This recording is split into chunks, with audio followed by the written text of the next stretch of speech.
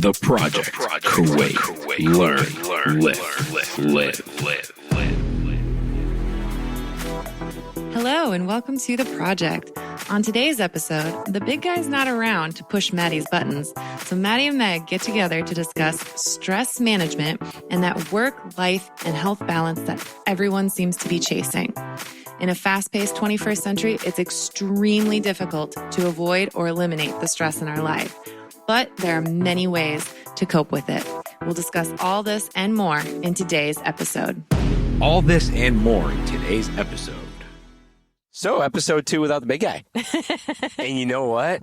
You're fired, Liam. I know, right? And there's less stress and less tension. I don't think he would fit in this room anyway.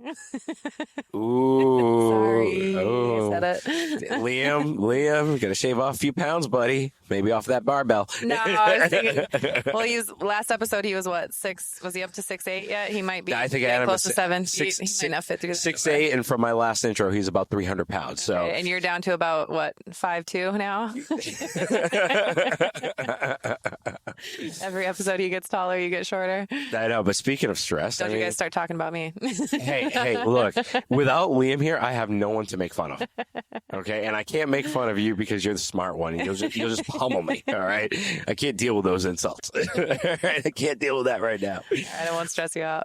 Yeah, I know. Speaking of stress, yes. So, how stressed are we today without Liam, and how stressed are we trying to start this episode without his cough intro? I know, right? Oh, no, we miss him. So it's like stress management. So what types of stress are there? So there's a lot of different types of stress. So people typically, when we talk about stress or think about stress, we're very connected to the emotional and mental stress. And a lot of times when doctors are prescribing to someone like, oh, you need to manage your stress, those are the kinds of conversations that they talk about. They're like, maybe, go for a walk or read a book or something along those lines. First thing people think of is, oh, my finances. I think that's the first number one leading is, oh, it's a money issue. That's what stresses me out the most, whereas there are a lot of other influences that stress us out. Totally. So there's definitely the mental and emotional side, which can come from your relationships, come from your work, and can come from your finances. And I got to get rid of my wife. Oh, no. Sorry, she ain't listening to this show. She does. Hey, I love you. Stop stressing me out, lady. So yeah, we've got the mental and emotional side that comes through.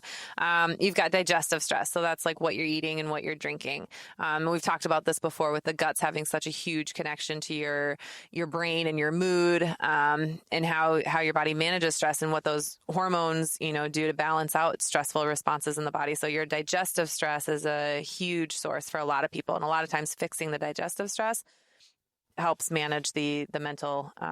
Realistically, taking a good poop makes you feel good. Oh yeah, it's because you're getting rid of shit. Literally, they call it pooforia. Ooh, that's a good one. I've never heard that. I've never heard that one before. Pooforia. Yeah. I like that. Nice release. I'm so stealing that from you. That is such an awesome term. I didn't create it. I don't know where that came from, but I've heard it forever. Well, but it's true though. How many people feel like shit and then you go to the bathroom? Some people I think don't even realize, depending if we talked about this before, like 1 to 3 times a day is normal. And for people who don't go a few days in a row and just think that's normal, I think they don't realize how good it dude, if you are lacking fiber, food and fiber. Because a funny thing about that is, sorry, real quick interjection is, a year ago, I was like, and it was actually 2 years ago or 3 years ago where I cut down my calories dramatically. I was like, oh my God, I'm, going to the bathroom once every 2 days. What's going on here? And then all of a sudden, I figured it out. I put 2 and 2 together. I was like, well, I'm eating less food, so I have less waste to get rid of. And I was feeling like shit because literally you've got shit sitting in your stomach. You've got all those toxins just kind of brewing in there. But then when I put 2 and 2 together that, all right, I need to up my food intake, and we're talking good food, good fibers and everything. That's when I put 2 and 2 together. I was like, all right, I just got to eat a little bit more and, have regular bowel movements, and you're going to feel better. Digestive stress. I'm so glad you touched on that. And you can go back. Sorry. Yeah, no, that's my pooping story. And everyone in the world knows about my bowel habits. Yeah. No, it's very important that people, it's one of the biggest, your body is so cool. It communicates to you in so many different ways. And, we've talked about hormone balances before, and you have when you have an excess of hormones, that gets, your body gets rid of that through your digestion as well. And so you don't want those things, excess of hormones and toxins and things trapped inside of you. So your body is giving you this information to let you know how things are functioning, what kind of balance your body is in, through all these different systems. And so your skin is a big indication of, how great your digestive stress is. And then obviously your, digestion, getting rid of things too. That's going to be a big indication of it. So your body gives you so many different ways to understand what's going on inside of it. And the digestive system is one that's really, really important. So what you eat and what you drink definitely can put a big, stress on the body. And that can be, allergies and things. We've talked about that before. Things. So what about skincare? Like if I know that I have some digestive stress going on, or if I know my skin just doesn't look as clear as, say whoever's skin on Instagram looks. What are some of the things that's filtered? I know, right? Filtered and added all kinds of shit and airbrushed and whatever else. How do I get my skin to look like whatever filter? I know, all shiny with like no marks or whatever. No. I hate that when they take my picture, by the way, and they like make it all smooth. I'm like, where are my chicken pox scars? Like, that's I don't look like that. I know, that's not me. But what can people do to help out a little bit with, making their skin look better? Because that's a part of stress, like the way we look, and especially that goes back to the mental and emotional kind of thing, is just that mindset and that perception of things. So when it comes to the link between digestive stress and your skin stress, or what you see show up on your skin, a lot of times it's the too much sugar can obviously have some big impacts on your skin. Hormonal side. Yeah, and it's all hormone imbalance is what it comes down to. And because so many of your hormones are produced in your guts, that's why digestive stress can show up in something like a skin condition. That's why I asked you the hard questions. You can answer these. Yeah. So like the, eczema and acne, real dry skin, rough feeling skin and things like that, can be down to like how much sugar you're eating. For a lot of people, dairy sometimes has an impact on skin conditions. So just as an experiment with one of my clients, he was, interested in diet stuff, and how to lose weight was the ultimate goal of what it came down to. But I encouraged him just to try like one thing at a time, like eliminate one thing at a time and just see how that goes within the diet. So he actually started with red meat. He wanted to see what kind of an impact that was having on his body. So the experiment was just to eliminate it for a couple of weeks and then add it back in and see what he noticed. But while he eliminated it, he was noticing so many different things about, sweat and just overall energy. And then like there was like blood pressure medications and things, he went in for testing and all that kind of stuff. And it turns out he learned so much about his body by cutting out that red meat for a little bit of time. So it was an amazing experiment. That here in Kuwait? That was here in Kuwait. Yep. Really? Yep. So then after he had finished his little experiment with that, started making some, turned on to just like a little bit better food choices. So then he was like, all right, I'm going to try sugar. So he stopped putting sugar in his coffee. Then that turned into, well, I don't need to have dessert every time I go out to eat with my friends. And then it's like, okay, well, I don't need to really be eating dessert as often as I have been or even at all. And so, he was about 2 weeks into no sugar, hadn't really noticed much of an effect at first. And I, told him, I said, carry on with it and see what you think. Maybe not weight loss with this, elimination, but what else do you notice? And sure enough, it was maybe about another week into it. And it was like his skin just started looking amazing. Oh, wow. It was really great. Wow. Like it looked tighter. It was brighter. And so he definitely has noticed some effects with that. Digestion and other things started to improve a lot with that. And then now like the weight loss stuff, the effects and things are coming off a little bit quicker. He's also made choices like switching all of his French fries into baked potatoes. Oh yeah, that's a big one. So, yeah. Oils. So oils it's just as simple as that. It's just like what's like a little bit better than what you were doing, And so he's improved a lot of that digestive stress, or relieved a lot of that digestive stress just by experimenting with one thing at a time, and it's helping improve all these other aspects of stress. So that's how well interconnected these things all are. Makes sense. We're a product of what we eat, what we put in our body, and it's makes information total sense for your body. It makes total sense. If you're stressing your digestive system out, your body's going to cry out, and whether it's joint inflammation, you're 100% right. That's you summed it up perfectly. Yeah.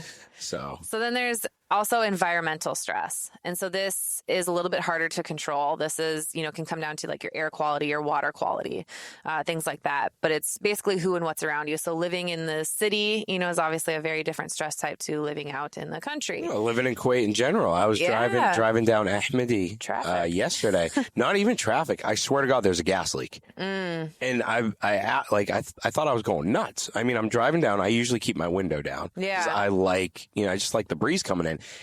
And I got to Ahmadi and it just reeked like friggin' some gas that that leaked out. And I was just like, dude, this is bad. And it kind of went on for about a kilometer or two. And it's, people don't understand that these factors will stress us out too. And again, it's a hormone response. We don't have the most environmental. It's not the most environmental friendly country in the world. No, Kuwait is for sure in the top 5 of most toxic places in the world. I believe that's you can Google that quick if you want, but I'm pretty sure it's on there. Why are you freaking me out, dude? I'm sorry, it is. Take a walk along the marina. I know you're so right. When you think of like all the cars that are on the road, there's so much pollution that is going on with that. Plus, everything that gets pumped out into the sea. So it depends. That's why you want to be really careful with your seafood sourcing and stuff, especially around here. What waters the food are caught in. There's a lot of environmental stress that's going on. A lot of that just comes down to pollution. A lot of food waste and a lot of just general waste, in particular here, not great ways to collect it or dispose of it. So environmental stress is a big one. That can even be people that are around you too. Those mindsets and things are contagious. So who and what are around you is definitely part of that environmental stress, that you get on your body. That makes sense. We've also got physical stress, and that could be moving too much or moving too little. So constantly taxing your nervous system, with working out and overtraining, puts a high stress load on the body, to the point where it feels like it's in some kind of danger, and that elevates that cortisol, which is your stress hormone, which will just, alert your body that danger is coming, and it's going to reorganize to what it needs to do to preserve things, which usually ends up being, hanging on to, some excess body fat and things like that, because it's trying to protect you. It's nervous.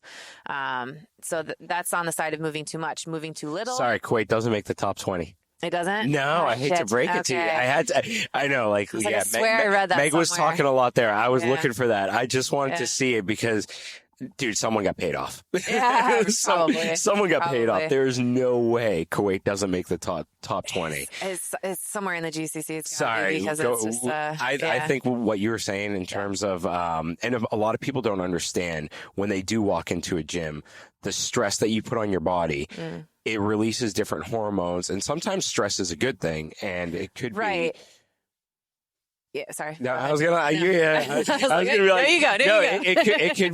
it could be a really bad thing because look, building muscle in general. When you build muscle, you are putting stress on that muscle. So if you're doing a bicep curl with 5 kilos, you're stressing that muscle out, and you're causing little tiny micro tears, and then your body comes in and heals it. And that's how the muscle gets bigger.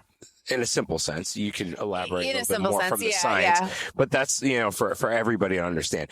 Now, when you go and do 150 bicep curls or, and do that 4 times a day, you end up getting something Meg knows a lot about called rhabdo.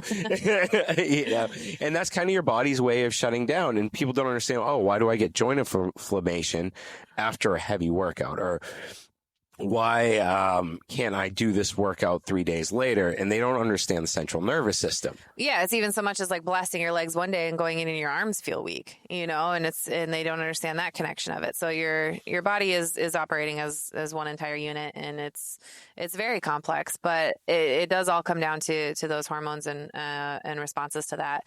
So that's on the side of moving too much. That causes obviously a stress on the body, and there's good stress and there's bad stress.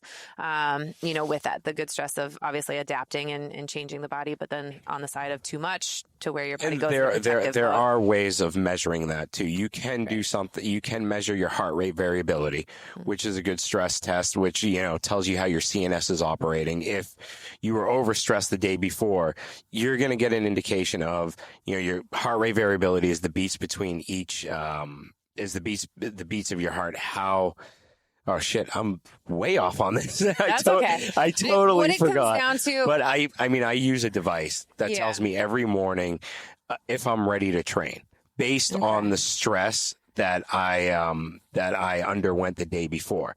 Yeah, I'm not going to say the name of the brand. Actually, I don't give a shit. It's the Whoop. Okay. And I use that, and it's a gauge. I use it as a gauge, and it measures the stress. It measures your heart rate variability, which then tells you if you're ready for another hard day's worth of training, which I think is a great tool. But that's the only thing. It's a tool. Yeah, I don't use anything like that. I've never heard of that. I'll look more into it for sure. That could be interesting. I mean, it's good. It's good, but some people go overboard with it. And I've always gone with the basis of I'll use it as a gauge, but that's not my only indicator. If I wake up in the morning and I feel great and it says I'm at 20%, which it's done, I'm like, dude, I'm still going out and training hard. It depends on what level of stress I put my body under the day before. There's so many things that those watches can't tell you. But this is the thing with stress. Okay, so we've got our mental and our emotional, we've got our digestive, we've got our environmental, we've got our physical stress, which is moving too much and also moving too little. So moving too little is a stress on the body as well. So this is complete sedentary lifestyle, that's going to have a stress effect as well. And then we've also got on the side of there's chemical stress, and that's, what you're exposed to, which could be building chemicals and things that are around, or even what you're putting on your skin. So we've talked about your skin being your biggest organ, and your digestive stress is going to show up there, but it can also be from the chemicals of lotions and perfumes and makeup and all that kind of stuff. Whatever you put on your skin, ideally, it should be something that you would eat, because within 6 seconds, it's absorbed into your bloodstream. So that's another effect. But basically how your body responds to all this. So the stress load causes a hormone response. Okay. So our hormones, they have to be in balance. There's always a certain amount of each one that we need.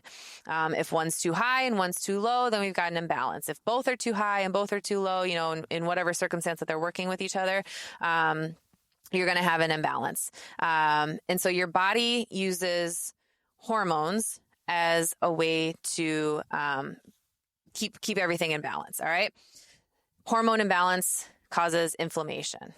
Okay. So your stress affects your hormones, if there's an imbalance and stuff there depending on the stress load that you're under. So this is the thing, is the body doesn't look at like, oh, I'm mentally stressed. Oh, I'm only digestive stress, or, oh, I had too much physical training. Your body doesn't respond to it individually to each one. It responds to the load. So those hormones are going to respond to the load of stress that you're under, not just each type individually. Yeah, makes sense. So that's where you get that hormone imbalance, which is going to lead into inflammation. So if the entire stress load is really heavy on the body, now your body is going to get inflammation as a way to protect.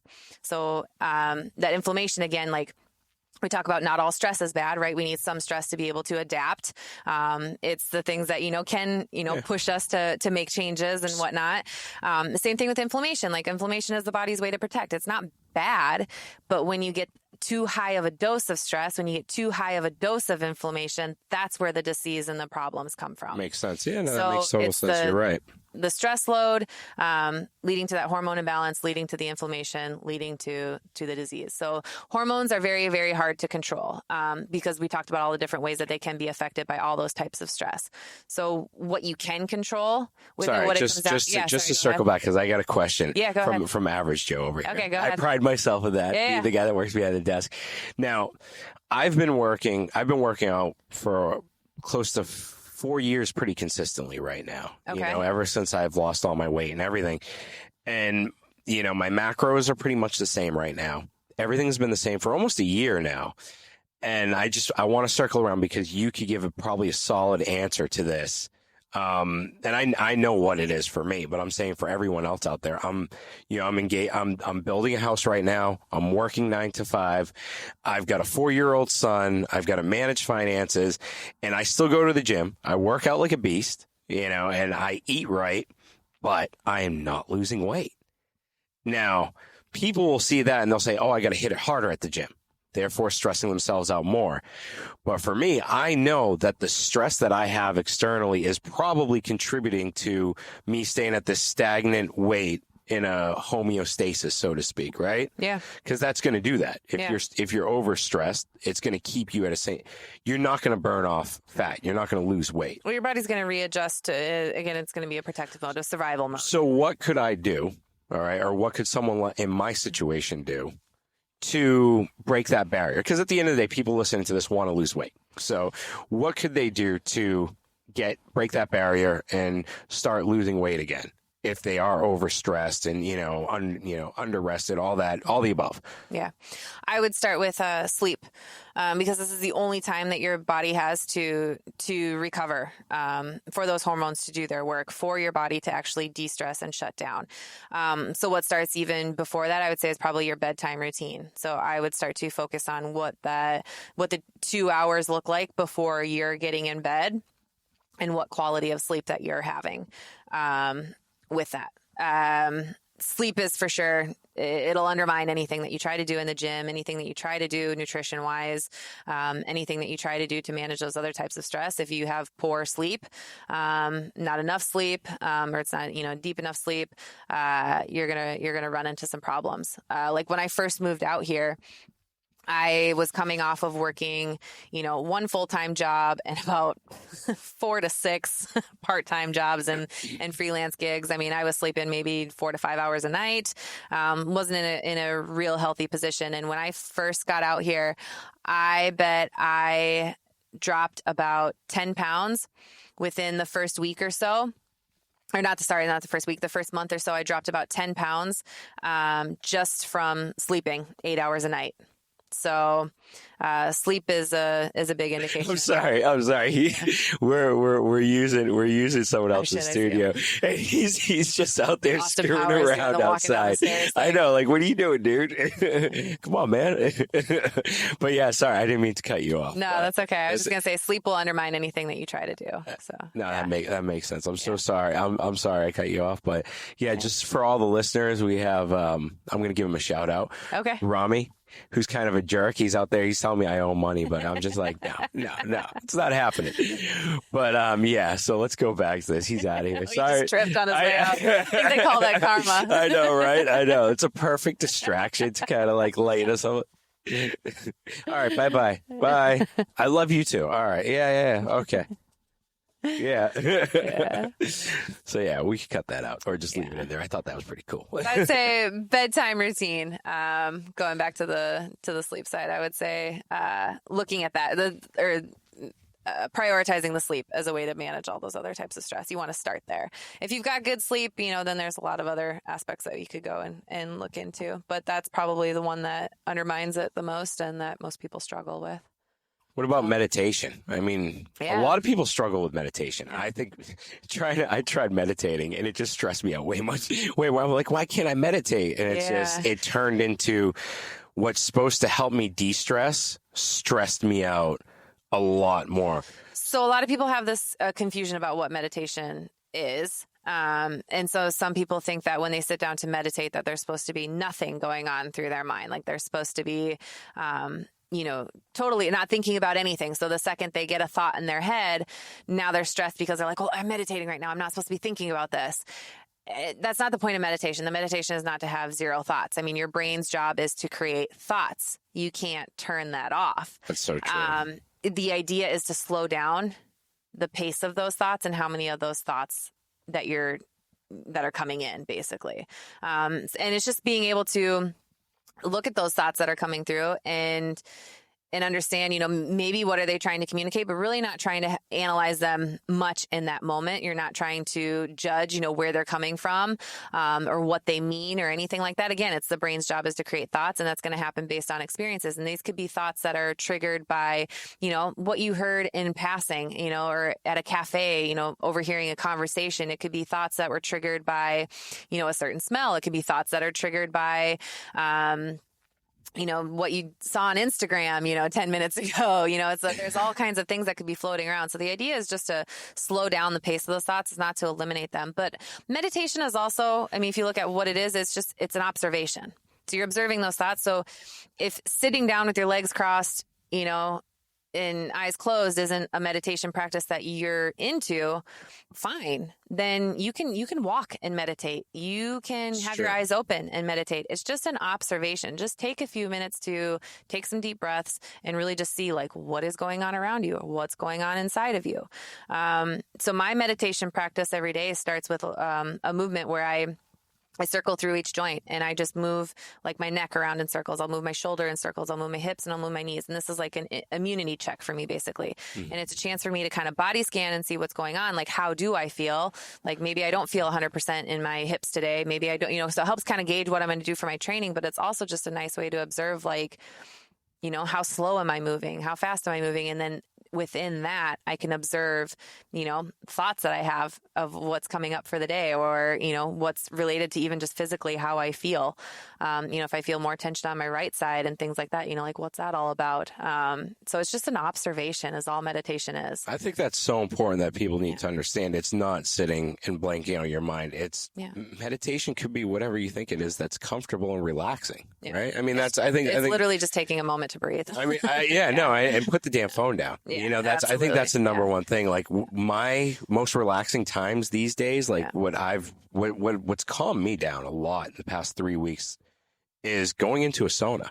Because I can't bring my phone in there. Right. And what I love is, like, the temperature gauge will go up, phone shuts off, and I'm like, all right, now I know I can't have my phone, and it's literally just me and my thoughts. Yeah. And sometimes that's all you need is just you and your thoughts. And it allows you to reorganize everything and de-stress to the point where you could walk out of there feeling refreshed and perfect. Well, and one of the great analogies, with it is like, cleaning off your desk, let's say at work, or filing, papers away. And it's when you meditate, and especially if you journal what some of those thoughts are afterwards, it's just a great way of filing that stuff away. It's really just clearing out some of that space. So you touch on like the phone, and that's such a huge thing. So especially if, we're talking about the stress load, the body is responding to the stress load that you're under.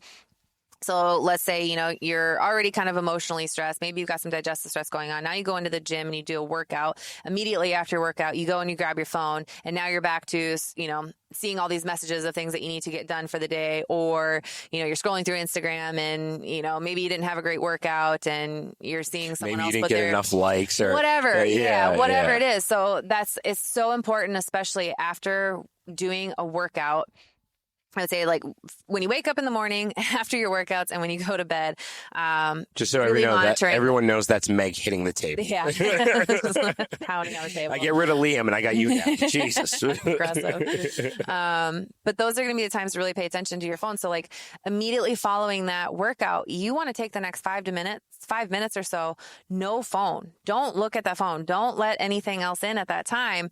You need to go for some deep breaths. You need to walk around a little bit. You need to let the body shake off that physical stress before you go and add on another stress load of emotional, financial, environmental, whatever it might be. So think about that stress load that you're putting the body under. Let it recover for a few minutes after that physical stress from moving, and do something else. Same thing when you wake up in the morning. But sorry, just to circle back to that, sometimes working out is your de-stressor. And if you're sitting there on your phone, then you're negating, what you're trying to do in the gym. So it's like, instead of paying the guy half KD to take your Instagram pictures, just put the goddamn phone down. That goes for before the workout and after workout and during the workout. Just don't use your phone. You really don't. Yep. Yeah. First thing in the morning too, I would say that first hour is absolutely crucial. Give yourself some time in the morning to wake up, get yourself a good breakfast, maybe move around a little bit, whatever it is. But don't blast yourself with messages. It's so hard nowadays. And I think you don't have to start by waiting an hour. I think for me, at least, what I've done is train myself where I started 3 minutes. 5 minutes, 15 minutes, 20 minutes. And now it's gotten to the point where I forget my phone on the charger at home and I got to drive back and grab it. I swear to God. I put my phone on airplane mode at night. And then that way when I wake up in the morning, like I have it there and it's there, but I'm not getting anything in. And I won't look at it for at least the first hour, but that did take some building up to, because it used to be, wake up in bed and I would, lay in bed with my phone and go through, messages and emails and all kinds of things. I turn my email notifications off. So I have to physically go into my email to see what I've been sent. I don't get alerted as soon as one comes through. And I think that's so important for people to understand, those Apple Watches and things too. I had to tell my sister, I'm like, turn that freaking thing off. As I had my watch. I know, like it does have a lot of good, benefits to tracking things, but like you don't need to be alerted the second a text message comes through or email comes through. No, it's on your body and that's triggering it every time. I mean, it's just. If you're not a doctor, it can wait. Turn it off. Yeah. Turn it off. Yeah. It's just adding to that stress load. So think about the things that you can control, because we talk about hormone imbalances and that causes inflammation, and that gets scary because you're like, well, I can't exactly control what these hormones are going to do. And how do I know where it's exactly coming from? And it's, relax. Your mindset is number one. So calming your mind down. So like taking a few minutes to breathe. I'm like, I'm stressed out right now. I know, right? But your mindset is one everybody thing. Meg's a little stressed right now. She's probably going to throw something at. Yeah, she is. I'm very passionate about it. So can we have a Meg rant? We could. Just let it happen naturally. Don't force it. I know. I'm sorry. I'm waiting for it. But mindset is what you can control, and these are your thoughts, and you have to understand where these thoughts are coming from. And every thought that comes in your mind doesn't necessarily mean that it's true. Like I said, these can be triggered by a lot of different things. It can be somebody else's beliefs. It can be something that society has kind of put out there as a value, that reinforce these things. It could be past experiences. So your mindset is a big one. So understand your brain's job is to create thoughts, but not necessarily every single one of these thoughts is based in truth. So really pay attention to your mindset and your perception of your stress. That's the biggest thing. It's how you perceive your stress. So we know that life is going to happen and shit's going to happen, right? Your car tire is going to go out, your kid's going to piss the bed, or, something's going to happen, right? Like there's all kinds of different things that you can't control. And so it's really your perception about those times of how you manage your stress. You're never going to be able to eliminate it. We need stress because at a time, this evolutionary, thing as well. We're here because of stress, of being able to be on the lookout for things and to react to things. But, we live in a little bit of a different time right now, and there's more things that we can control within that. So it's your perception of your stress is really how you go to managing it. You're never going to eliminate it. And that's where it starts, is just understanding that of I have a choice of how I can react to it or what I can create out of this. So that's number one.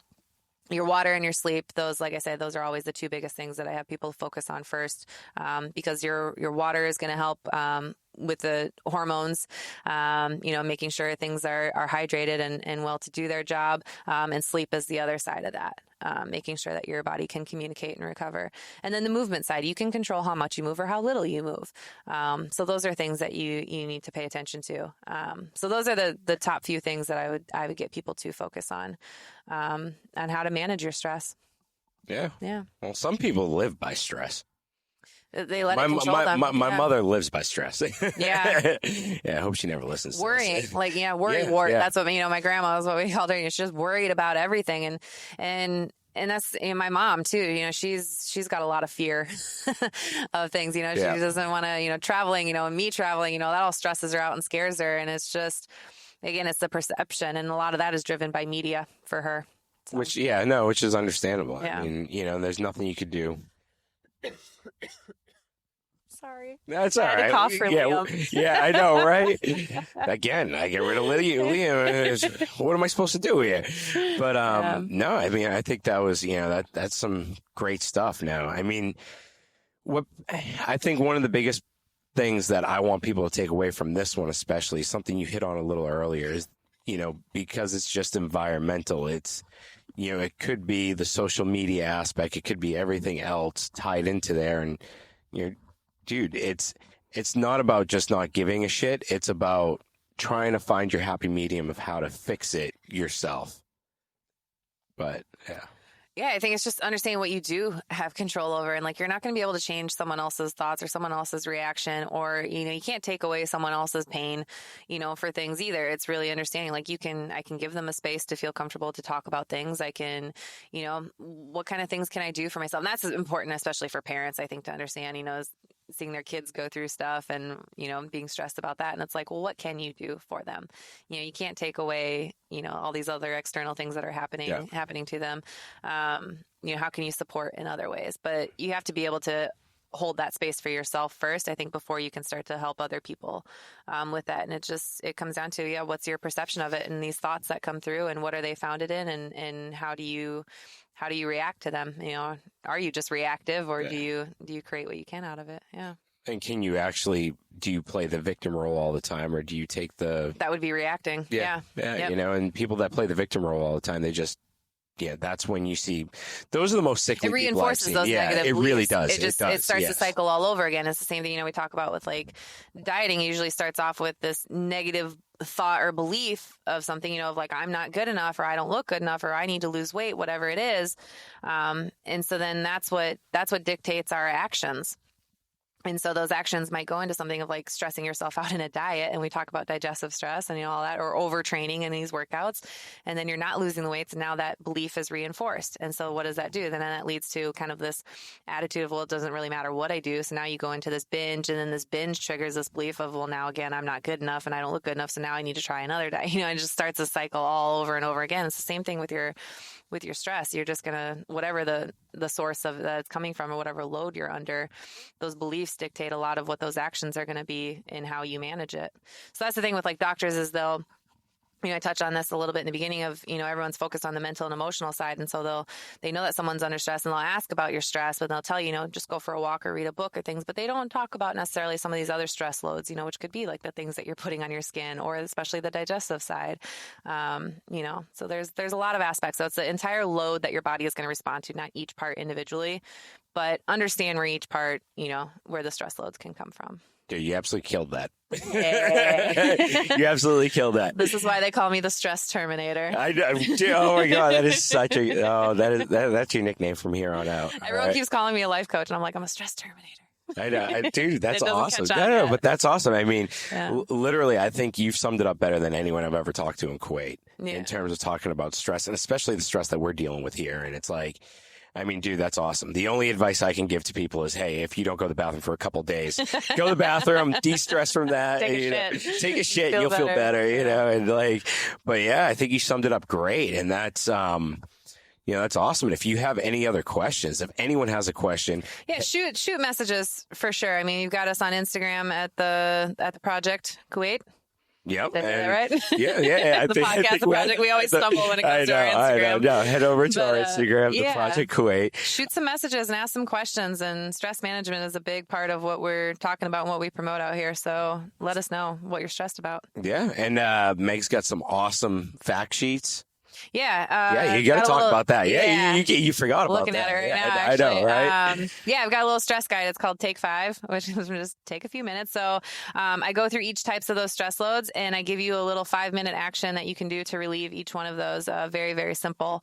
So we'll attach the link to download that free guide with us. It's got a cool little movement video, nice little body scan link for a little meditation if you're new to something like that.